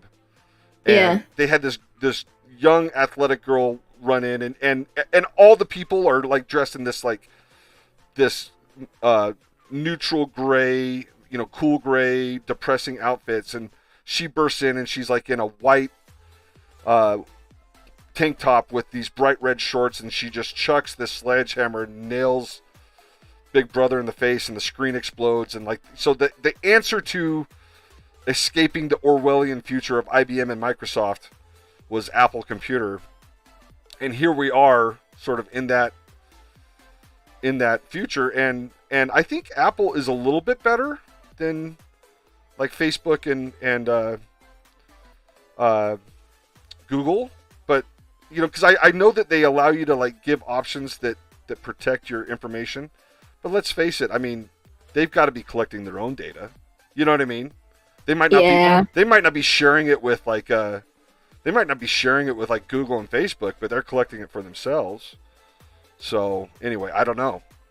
Yep, I just accept at this point that, yeah, everything people do is just being tracked and monitored or whatever, and it's like, yeah, I don't know why. Right now, I don't really care because there's nothing I can do about it. Right. Yeah, they're like, yeah, it's either that or get off your phone, right? So. Well, yeah, and it's like, you know, I don't necessarily want to go off the grid. I Yeah. happen to find a lot of enjoyment on the internet Yeah. sometimes. Yeah, like right now, we're having a good time. Yeah, we're chilling. We're having a good time. Just So, ourselves. so yeah, it's one of those things that like I don't typically it's like I'm aware of it, but I don't like to think about it because all it's going to do is make me anxious, and like I said, there's nothing I can do about it. Yeah, it's completely out of your sphere of influence.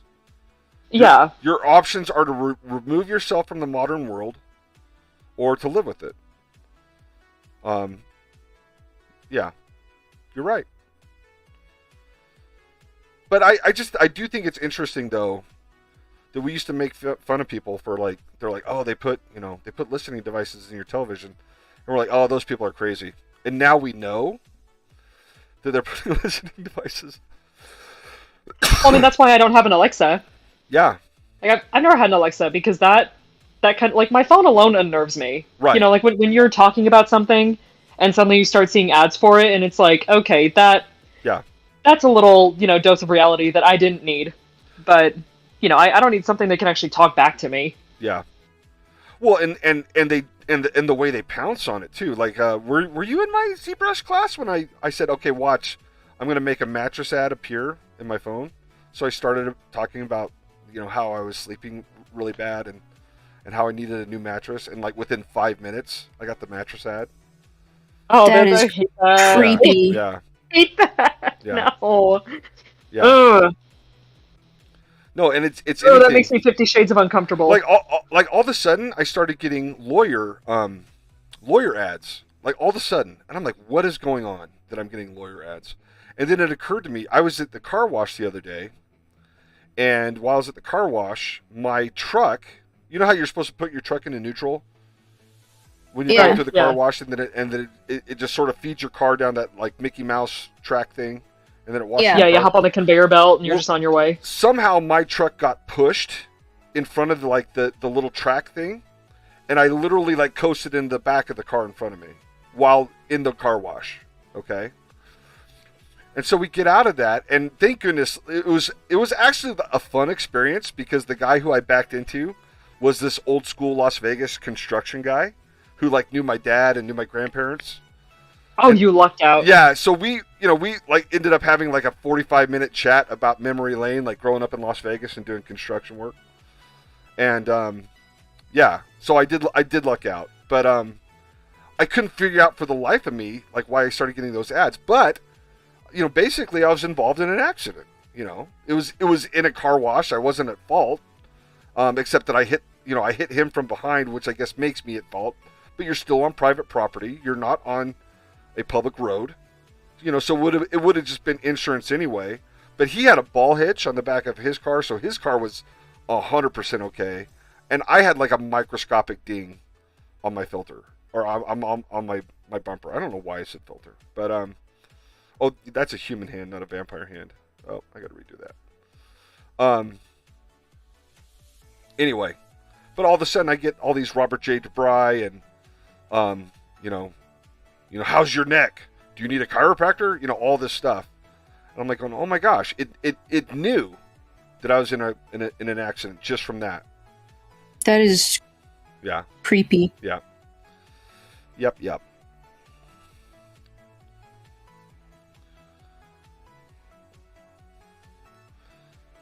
What do you guys think? Is that reading? Darker lines? Jury's still out? Jury's still out. I need to see more lines put down. Okay. I like the old guy's head. Let's work on the vampire. Let's see if we can get the vampire up to snuff. I am going to do just a little bit. I'm going to get my eraser out, and I'm just going to knock it back. There's a lot of construction lines, so I'm just going to knock everything back.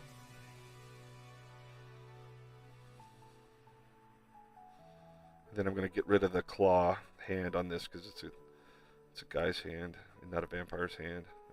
Just a normal bro. What's up, vampire lady? Why are you biting my neck? I just smacked you with the holy staff. Like, chill. You say it's just a joke, man.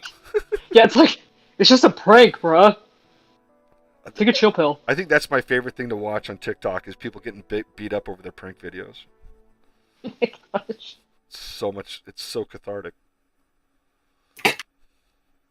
Like I'm not kidding you. I was watching this one where this kid there's this guy and he's carrying like a 30-pack of Modelo out of like a liquor store. And this kid smacks him in the head with a water balloon and then just stands there. Oh my god. Yeah, and this guy turns around and smacks him so hard, like, you ever watch someone get hit so hard you feel it in your face? Yeah. Yeah. Anyway, I'm just like going, and he was like, "Oh, I just got messed up," and I was like, "Yeah, you did. Why would you put that out on the internet?" I don't know. I guess it got 1 million likes. And that's why you put it on the internet. Yeah, but I would be so embarrassed. I don't know. And it has to be a crime to like smack someone. Well, would that be assault or no? Yeah. I mean, honestly, like a stranger, like I could understand if it was like your brother or your friend, but a stranger? Anyway. I mean, like he did attack him with a water balloon first, so I wonder if that would complicate the situation. I don't know. I don't know. Well, I'm talking about the guy yeah, I mean, if you throw a water balloon, and that water balloon hit that guy hard, like you could, water balloons don't feel good. You know what I mean? Anyway. But, maybe do it to someone that isn't like 5 times your size, and anyway, he got messed up. And then, oh gosh, there was another one. I'm addicted to TikTok because I'm hanging out with my daughter. This is what we do at night, when we're supposed to be doing homework or whatever. She's going through TikTok and she's showing me the funny TikToks. Well, I found a funny TikTok the other day. And it was this girl that was cosplaying, and she had these flashbang. She thought she had these props that were flashbang grenades, and it was a real flashbang, and she pulled the pin. And it blew up in her hand. No! Yes. Oh! Yes. I was laughing, and I'm like, is she dead? I don't know, because it just ended. But I was laughing uncontrollably for hours. My face hurt. Anyway, nuke that whole thing. This is one TikTok. Did I send it to you, Ray? I'm looking to see if I sent you this one, because I was up last night crying laughing at this one. I didn't send it to you, so I need to. Yeah, I only check TikTok every couple of days because I always get stuck for like 2 hours.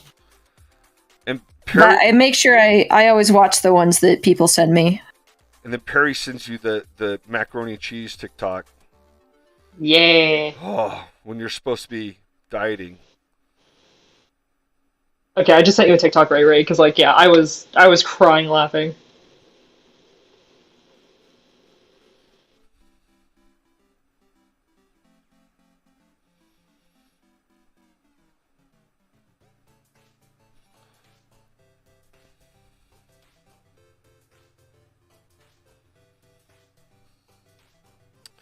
All right, let's see. Let's go back to our chat real quick.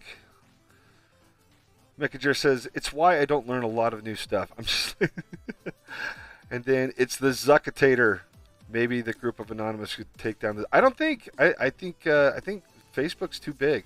I don't even think Anonymous could do it. I think it would take like Google. I think you'd have to have like these corporate wars.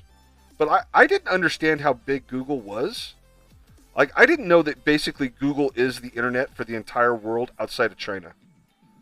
Like, I didn't know that. That's how big Google is. Like, yeah. Google controls the entire planet outside of China. It's Google and China. That's it. That's the new superpowers. There you go.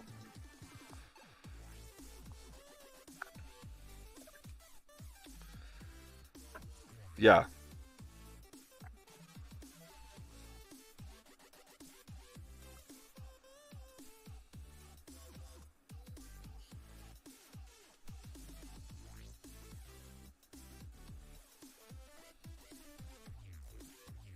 Have you guys seen the new trailer for Black Adam? No. What is that? Black Adam? The bad guy for Shazam? The Rock? The Rock. The Rock. Like Dwayne The Dwayne- Rock? Yes, Dwayne The Rock. Oh. He's playing Black Adam. I guess I'm the only one that's nice. excited for these things. I'm excited for Batman just because Riddler. Oh, did you see the clip that dropped on YouTube? I don't think so. It looks so good. We're gonna get Okay. the first Batman movie where he's actually a detective, and he has to solve a crime.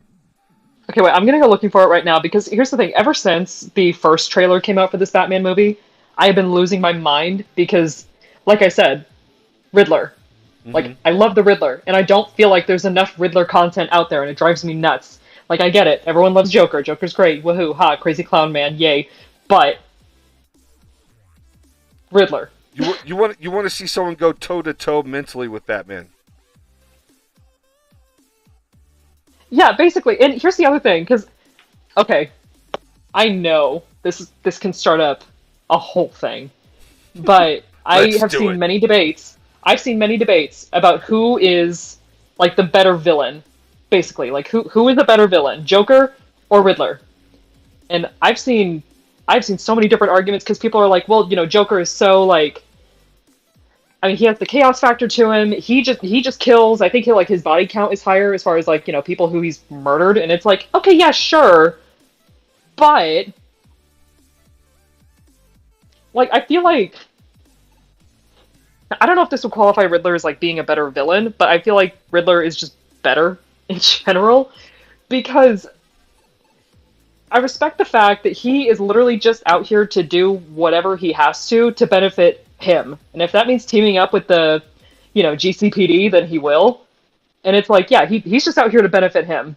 Like, my issue with the Joker is the fact that it is just like unbridled, uncontrolled chaos, and that just doesn't really interest me because it's like, oh yay, things go boom and fire. Good for him. Ha ha ha ha ha. But then, yeah, I like the mental like stuff that Riddler pulls and like the cleverness behind what he does and like all things like that. And the fact that I think he's one of the only Batman villains who is able to figure out his identity, his secret identity, if not the only Batman villain who is able to figure it out, that it's Bruce Wayne. And I'm like, that in of itself is a power move. I see. Okay, honestly, as someone who has read Batman comics for a long time, there's so many good. Okay, so like when I think of like the classic, like the definitive Batman books, like Batman Arkham Asylum, Batman The Killing Joke, Batman Dark Knight Returns, Batman. Oh, Killing Joke is so good. Yeah. Court of Owls, like all my favorite Batman stories. I don't think.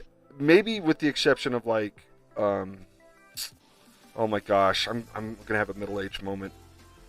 Oh my gosh. Anyway, I think I've read one story where Riddler had a part of that story, and it just wasn't that impactful.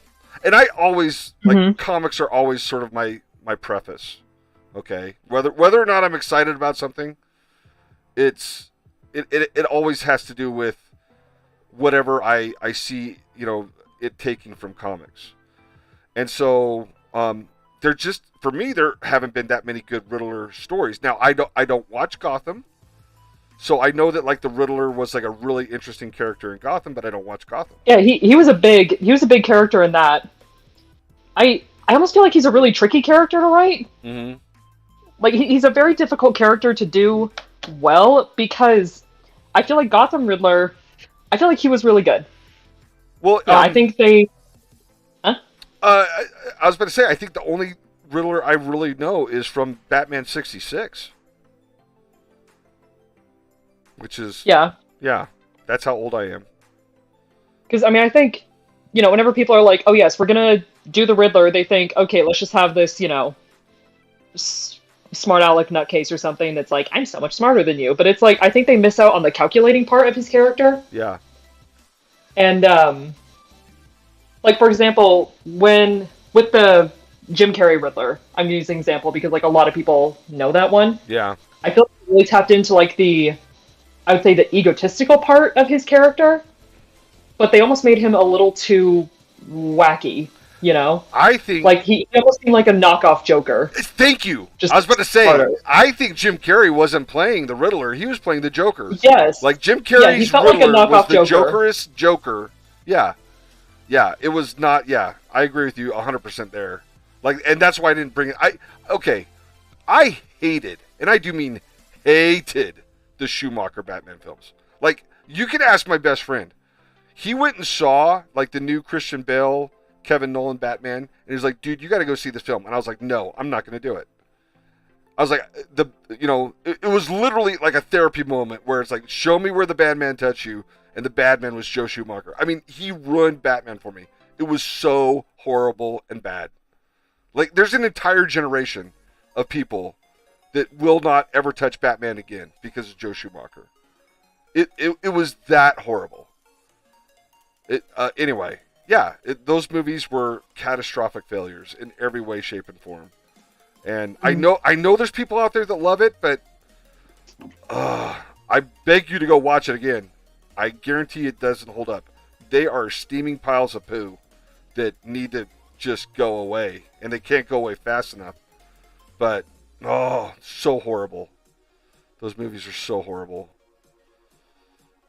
Yeah, with the Gotham Riddler played by Corey Michael Smith, they tapped a lot more into, I would say, the calculating, like, because I would also say that Riddler is, like a raging narcissist. He thinks he knows what he is. He knows what he can do. Right. And I feel like that can also be like his downfall, because he thinks he is so good and he is so calculated and he didn't oversee anything that, he can kind of become blindsided by those sort of things. Yeah. And I feel like that. Huh? Jared in chat said that Riddler is much like Moriarty in Sherlock Holmes, and based on the descriptions you guys are saying, I can see that. Yeah. Yeah. Well, yeah. Like, he's not a very, like, flamboyant villain. He's just a very calculated intellectual person who enjoys murder.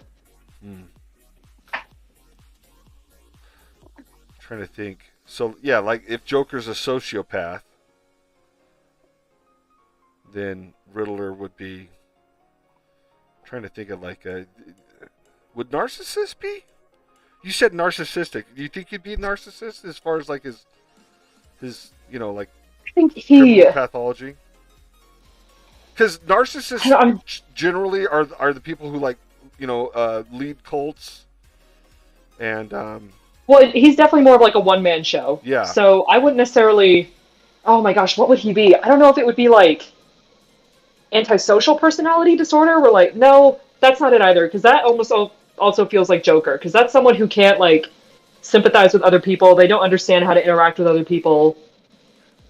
Yeah, he's more like Joker's just a sociopath, just a complete wackadoo. Yeah.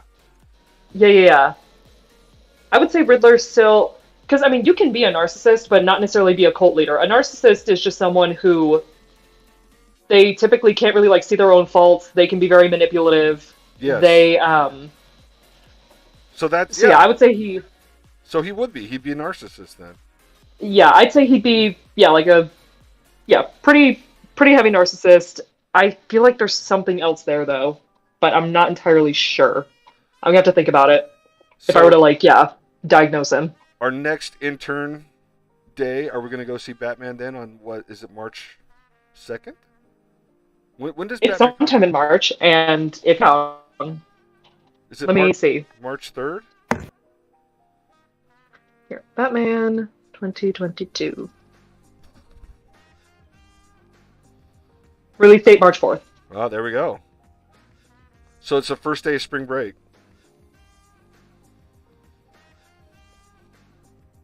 Yeah, it is a Friday, so I'd be down. I think that'd be dope.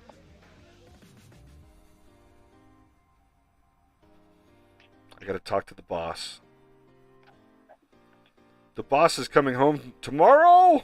I'm so happy. I was gonna say, it's the boss Joy. Oh yeah. Of course, the boss is Joy. I didn't know that. I'm like, that's Joy. Joy's the boss. She's so the boss. I am the working mule. I have delegated 90% of my thought process to Joy. And when she's gone, it's like, what do? I don't know what to do. I'm a grown person. And I don't know how to act. Somebody help me.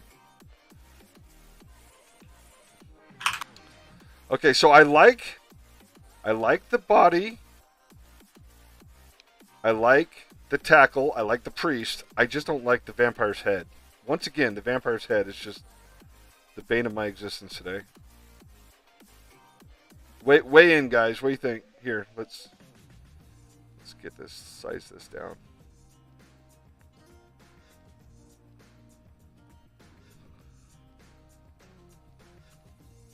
Could you guys see my screen? Mm-hmm. Yeah, I can see it. I'm looking. You're looking.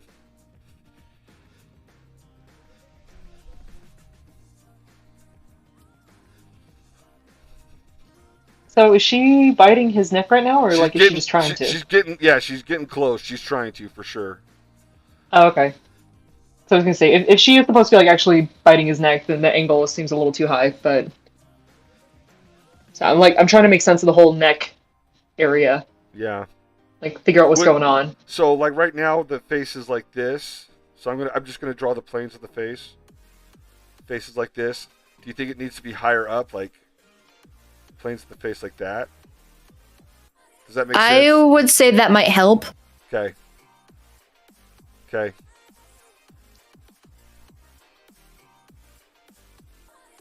Either that or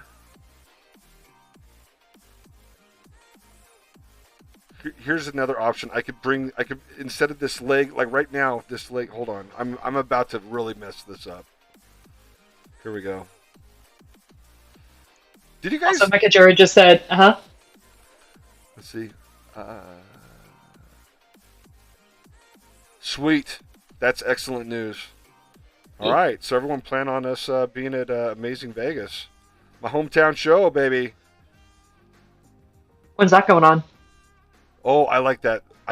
You know what? I thought I was going to break it, but I actually like that. Yeah, look at that. Okay. That is June 22nd, Jared? Help me out. So I actually like that. I'm going to keep the angle of the face, but I'm still going to redo the face because I don't like it. Bye, face. Nuke it from orbit. A lot of nuking this stream. I know. I don't know. And let me tell you something. Sometimes drawing goes like this, and this is just the way your drawing is going to go for that day. And then what happens is at like 4 in the morning, all of a sudden you're cranking it out and you're on fire. And then you're just like, do I go to bed or do I keep cranking? And 99.9% of the time, I keep cranking. And that's why I am a disastrous mess. And I have brain damage because just lack of sleep. But I love it when you're drawing and you're on fire. There's just not a better feeling in the world than drawing when like you are in the zone. It is true. Oh, I live that is for very those true. moments. Yeah.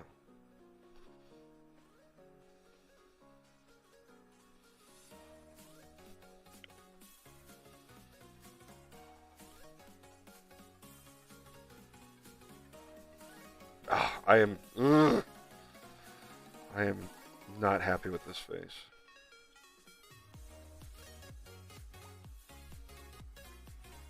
And see, a smart person right now would get reference, but I'm not a smart person. I just keep smashing my head into the...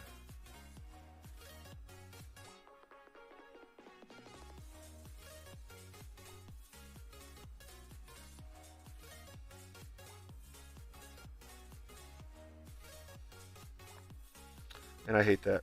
Ugh, so, okay. All right, we're going to be smart. I'm going to crack open Dad's Studio.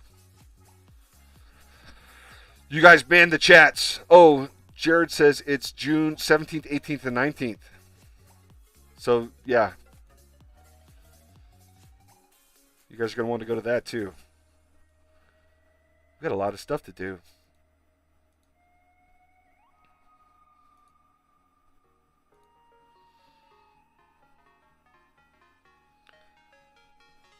I got to make sure that this doesn't pop up on the wrong screen.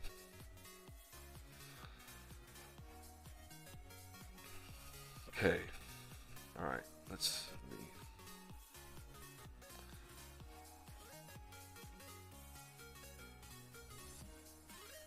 wow. When you get referenced and like you see how bad off you were.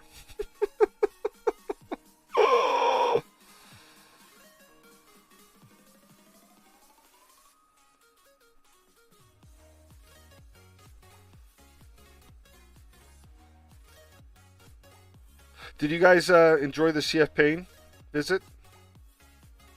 Yeah, it was really fun. I'm very self-conscious about my windows now. Ever since he brought up my windows. What? Remind me again. What did he say about your windows? So, okay. So when he was doing my sketchbook review, he was going through it and he pointed to like one of the windows I drew, and he's like, "So that is not a window." And I was like, "Yeah, it is." He's like, "No, it's not. That's an idea of what a window is, but that's not a window." Oh wow. And well, and he was like, you have like these beautiful drawings, you do all this like attention to detail and whatnot. You need to give your windows that same treatment. And I'm like, oh wow, Yeah. I got really called out for my windows. Yeah. No, but that's a great lesson though, because like we do that all the time, where we draw stuff and we do it without reference, we do it without doing our research. Mm-hmm. Yeah. See, like right here, I was trying to, sitting there struggling for how long trying to get that face.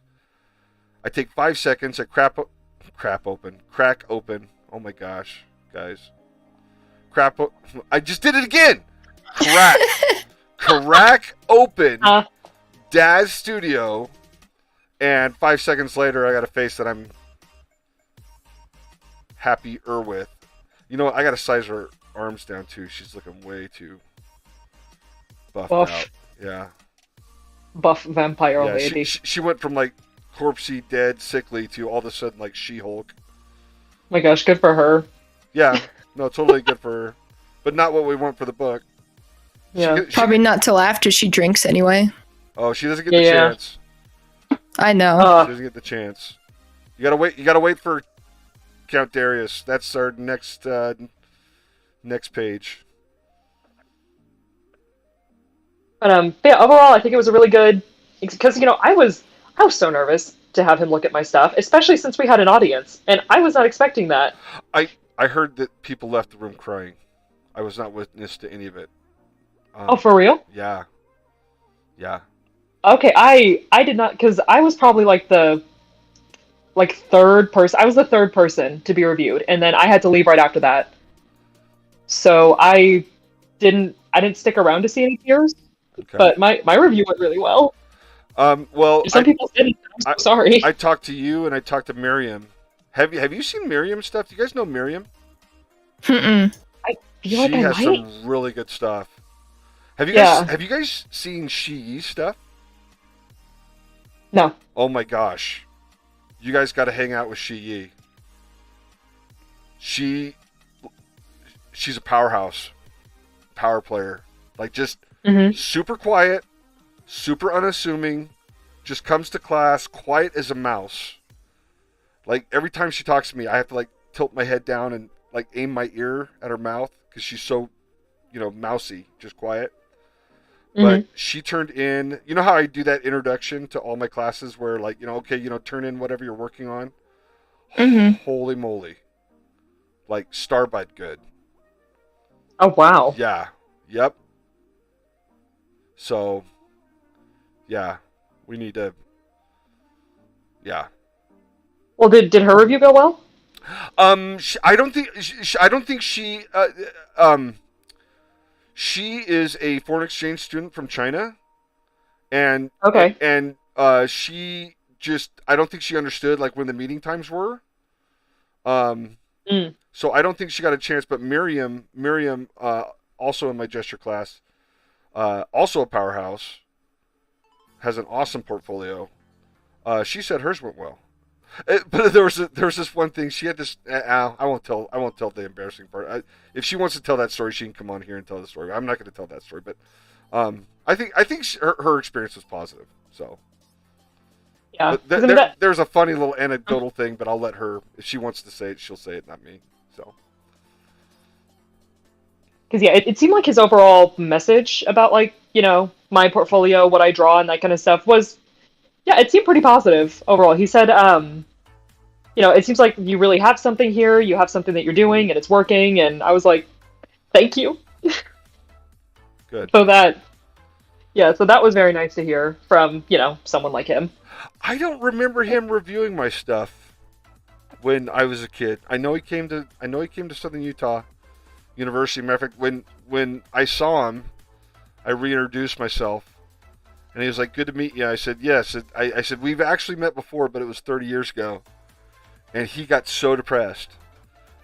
You could just literally see the "oh my gosh, am I that old?" hit him like a wall. And I'm like, "Yes, sir. Rip. Yes, we are that old." Yes. And anyway, yeah, 30 years, guys.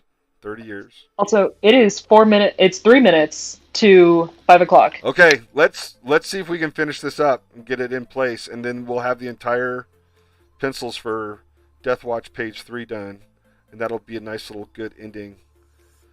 So let's turn the fire on and get the drawings done. I think we were going to talk about Boba Fett too. I think we're going to give people a week, right? Or was it Spider-Man? It was Spider-Man. The last time? Didn't we say that, Perry? Where it's like, okay. It was. I feel like it was Boba Fett. Was it Boba Fett? Well, I think we've already gone over it Spider-Man. was. Okay. Yeah, Because I still haven't seen it. and I am never gonna watch it. You guys are killing me. I'm just so busy. I'm sorry. And I just don't care. I know. Okay, we have to Well, at find least you're something. honest. We have to find something that we care about. Well, I guess Squid Game's coming out again, but that's so far Oh, off. Squid Game season 2. Yeah. I'm excited for the Cuphead show to come out. The I don't what? know if you guys care. The Cuphead show. Oh yeah. I'm just waiting for that because I think that'll be cool. And I am so obsessed with the devil character. He is my favorite, and I've seen like 2 clips of him. Okay. All right. I think the rest of this is just gonna be crazy vampire hair. All right. So what do we think? I think it Munch. looks good. I think it looks good too. I'm gonna add just a little bit of a visual weight there.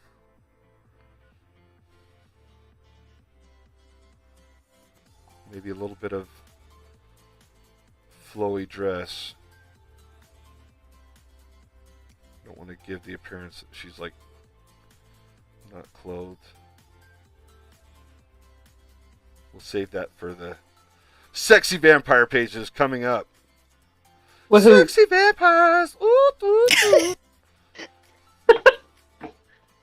That's what's going to sell this book. Oh, absolutely. That's what's going to sell this book is the sexy vampire pages. Rule 34 is going to fund this project. I remember when I had to Google Rule 34. Oh no. I had to Google Rule 34. I had to Google yeet. I love Oh my yeet. gosh. One of my favorite words. What else? There's a lot of stuff. Yeah, when we were making Temerity and I was reading the comment pages like every day, I was like, I don't know what these kids are saying at all. I was like, is this good? And Gemma had to act as interpreter. Your modern translator. Yeah. Well, remember, Interview with the Vampire. I'm Lestat. You guys are the young vampires. Right, right. I know nothing. You have to make me modern and relevant. That's your job. Okay, I'm going to put this in and we're done. So let's turn back our panels. I hate that my first thought was that sounds like a lot of work for something that doesn't even pay. Trying to modernize chat. I know. It is an act in futility. You're doing the Lord's work. Instant celestial achievement. You get to go to heaven now. Man. Fine. or the eternal destination of your choice. Okay, cool. I just want to go wherever, like, I'm gonna stop. You need to watch It's a Sin on HBO Max. Tasty and I watched it. It's about what it was like to be gay when I grew up. Oh. Yeah, and it's horrifying. It is a horror show, and it is not you. You will not feel good. You will bawl and Go cry. watch this thing that'll make you feel terrible. But here's the thing. It's important to watch though. It really Yeah. it's there's some movies like Schindler's List where everybody should have to watch that film. You're morally obligated to watch that film, and that's how I feel about It's a Sin. So, anyway, it was awesome. So I guess we can end there. All right, last panel. Yay, nay. We like it. Yay. Because if we like it, I'm just gonna finish it up, and I'm not on this stream, but we'll call it good for today. And yeah, I think it's great. I think it turned out well, and we got the whole page done during a 2-hour live stream. So happy day, yeah. All right, guys. Anything you want to say to our followers before we yeet out of here? Oh my gosh. Oh no. You've created a monster. I have I'm a streaming shirt in an that hour, says- so I have a shirt that says "In this life, it is yeet or be yeeted" on it, and it's like my favorite shirt. Oh, funny. All right, see you guys. All right, guys. We'll see you next time. Thanks for joining in. Remember to like and share and follow Perry and Ray Ray on their podcast.